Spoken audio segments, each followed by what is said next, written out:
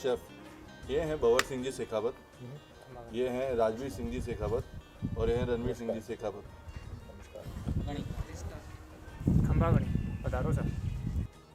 तो यहाँ पे आने का हमारा सबसे इम्पोर्टेंट मुद्दा ये था कि राजस्थानी खाने के बारे में तो हमने बहुत कुछ सुना है, पढ़ा है, देखा है और बहुत बार हम कोशिश करते हैं कि जितने से जितना ऑथेंटिक बन सके, जितना जैसे घरों में बनता है उस प्रकार का खाना हम बना सके।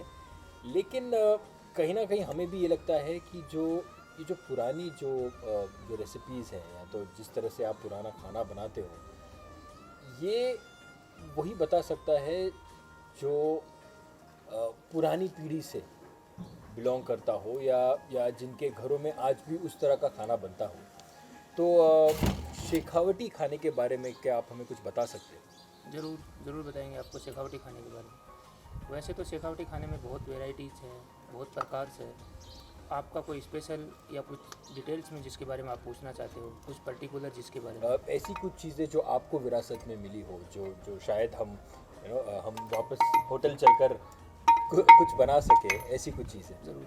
शेखावटी खाना बेसिकली मसालों का खाना होता है। हमें काफ़ी चीज़ें विरासत में मिली हुई हैं।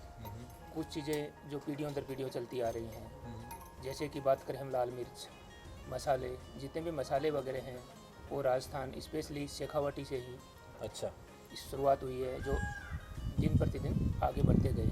अच्छा।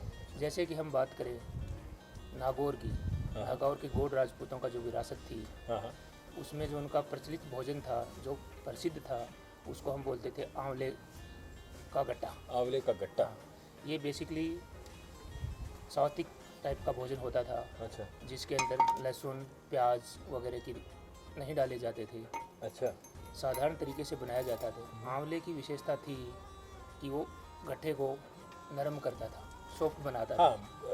एसिड की वजह से, बिकॉज एसिड्स, राइट। उसको बनाता था, जिसको धीरे धीरे नागौर से शेखावटी की तरफ, सीकर की तरफ इसको लेके आए। अच्छा। उसके बाद आजकल तो हमें ये कहीं नहीं दिखता। आजकल तो सिर्फ गट्टा करी होता है। जो गट्टा करी की शुरुआत शेखावटी से शुरू हुई थी। हम बोलते हैं जोधपुर, बीकानेर, मारवाड़ साइड, वहाँ की बजाय गट्टा की जो सब्ज़ी है वो शेखावटी से ही शुरू हुई।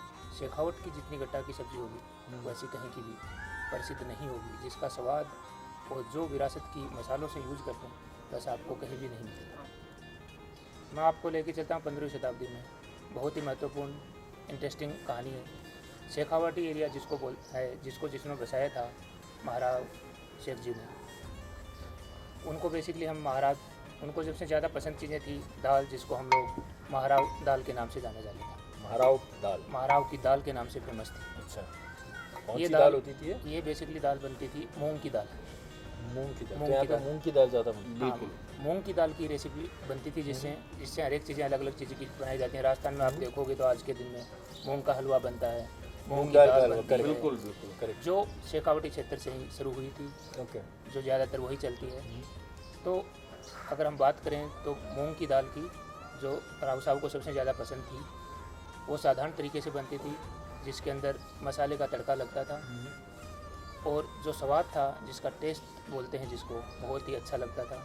जो हमारी पीढ़ियों से पीढ़ियों चलती आ रही हैं, जिसमें हम विरासत के मसाले काम में लेते हैं, उसी के हिसाब से वो आज भी फेमस है, आज भी चलती आ रही है। तो मैंने सुना है कि शेखावट के जो लोग हैं वो हंटिंग में ज़्यादा बिलीव करते हैं। बिलीव नहीं, it is a sport for them, right? Hunting is a sport for them. तो मैंने बहुत सबने ही सुना है लाल मांस के बारे में, जंगल मांस के बारे में। शेखावट का ऐसा कुछ है?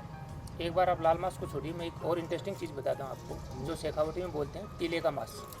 टीले का मांस? टीले टीला का क्या मांस। होता है? टीला बेसिकली जो आज के आधुनिक भाषा में बोलते हैं वाच टावर। ओके। ओके, हाँ हाँ हाँ। शेखावाटी का एरिया कहीं ऊंचाई पे है, कहीं नीचा है, कहीं तो हमारे पुराने टाइम में महाराजा जगह जगह पे सेना की टुकड़ियाँ रखते थे राइट। एरिया को देखने के लिए, कहीं से कोई दुश्मन का अटैक तो नहीं हो रहा है, किसी में कोई वो तो नहीं है, उसके लिए। तो वहाँ पे जो सैनिक रहते थे, उनकी प्रशासन, उनका जो मंत्री रहते थे, वो सब कुछ को खाने के लिए तो दिक्कत थी, जगह से जा नहीं सकते थे। तो उस जगह पे वो शिकार करके, राजा महाराजा जब फ्री होते थे उस टाइम वो शिकार के लिए जाते थे, सैनिक उनके शिकार के लिए जाते थे।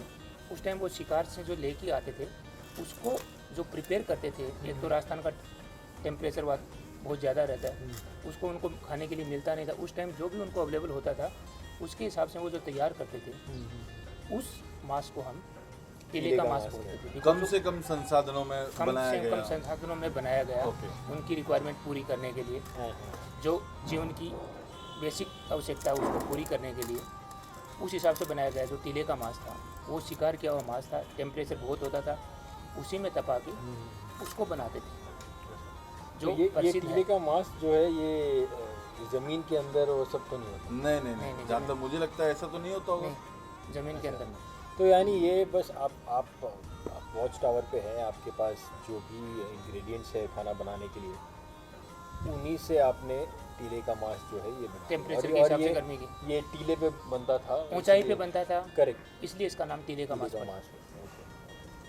तो आप कहना चाहते हैं, आई एम सो सॉरी, आप कहना चाहते हैं कि टीले पे जो सिपाही रहते थे वो कम संसाधनों के साथ में मटन या जो भी वो शिकार करके लेकर आते थे वो बनाते थे, इसलिए उसका नाम दिया गया टीले का मांस, जिससे अपनी दैनिक प्रक्रिया, दैनिक जीवन व्यापन करते थे। तो भगत जी, हम कुछ रेसिपीज़ आपसे लेना चाहते हैं। हम चाहते हैं कि इस तरह का जो खाना है जो नॉर्मली आपको कहीं पे इसके रेसिपीज़ कहीं पे मिलते नहीं, हम चाहते हैं कि ये रेसिपीज़ हम आपसे लें। होटल चले और कोशिश करें कि हालांकि उतना अच्छा तो नहीं, लेकिन कम से कम क्लोज टू समथिंग गुड हम लोग बना जरूर जरूर कोशिश करें। अभी आपको रेसिपी सिखाते हैं।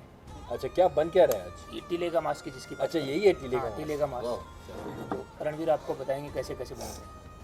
तो अभी तक तो हमने इसके अंदर क्या डाला होगा? इसमें ऑयल डाला अपन ने। अच्छा, तेल और डालने ये के बाद है खड़े मसाले। तेल कौन सा है ये तेल? ये अपन मस्टर्ड ऑयल जो सरसों का मस्टर्ड, तेल। सरसों का तेल इस्तेमाल। यहाँ पे सरसों बहुत ज़्यादा इस्तेमाल होता जी, है। ओके, और उसके बाद अपन ने इसमें खड़े मसाले और अनियन डाले हैं, प्याज अपन ने ओके। चॉप करके। तो इसको अपन थोड़ी देर, जब तक ये गोल्डन ब्राउन होता है तब तक इसको अपन पकाते हैं। अच्छा, और इसके बाद अपन जो भी मसाले अपन स्पाइसीनेस जो यूज़ करने हैं अपन को, तो वो अपन इसमें डाल के ओके। और फिर इसको जब तक पकाएंगे जब तक कि थोड़ा तेल जब इसके ऊपर ना जाए, हाँ, छूट ना जाए ऊपर तक। फिर उसके बाद अपन को इसमें जो है मीट ऐड करके, अपन जो टीले का मांस बात करें तो मीट ऐड करके इसको थोड़ी देर अपन जब तक ये कुक नहीं होता अपन पकाते रहेंगे। तो बेसिकली मिनिमल इंग्रेडिएंट्स। बिल्कुल। क्यों ना रणवीर जी ऐसा करें कि आप मुझे सिखाएं और मैं बनाऊं मटन, हाँ बैठिए। क्या आप ऐसा करेंगे? हाँ जी जरूर। तो तो बना बताएं अभी क्या करना है इसके बाद। ये प्याज तो अच्छे से भुन गई है, मुझे ऐसा लग रहा है कि गोल्डन ब्राउन कलर हो गया है। अभी क्या कर सकते हैं इसके साथ? अभी अपन को इसमें थोड़ा सा मीट ऐड करना है और ओके। मटन डालिए। ओके,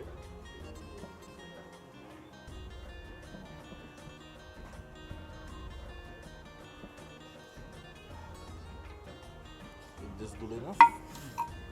उसके बाद उसके बाद अपन डालेंगे इसमें जिंजर गार्लिक का पेस्ट थोड़ा सा, कूट के। हाँ कूट के अच्छे से इसको।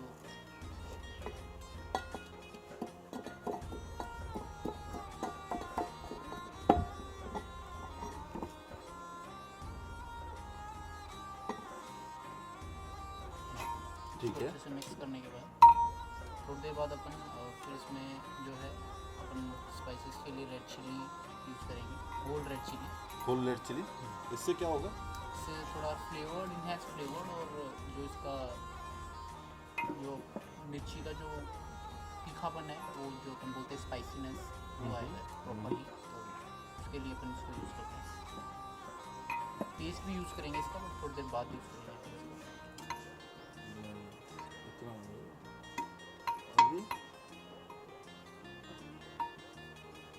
अभी आप क्या ऐड करेंगे? अभी ये मेरे ख्याल से रेड चिली तो जो है काफ़ी अच्छा भून चुका है, कलर भी लाल हो चुका है। अपने लिए अब इसको थोड़ा सा कर्ड अपन यूज़ कर सकते हैं, दही ओके, यूज़ कर सकते हैं।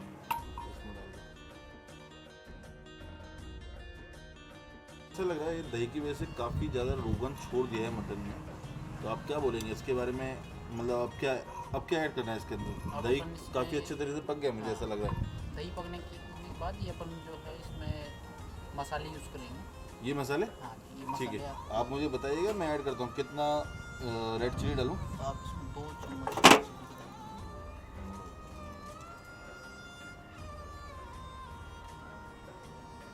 ओके, उसके बाद अपन थोड़ा सा धनिया पाउडर। डालेंगे। ठीक है, उसके बाद अपन डालना है इसको, थोड़ा मिक्स करने के बाद थोड़ा सा हल्दी डालेंगे इसमें। बहुत है। हाँ, बहुत थोड़ा सा लेंगे।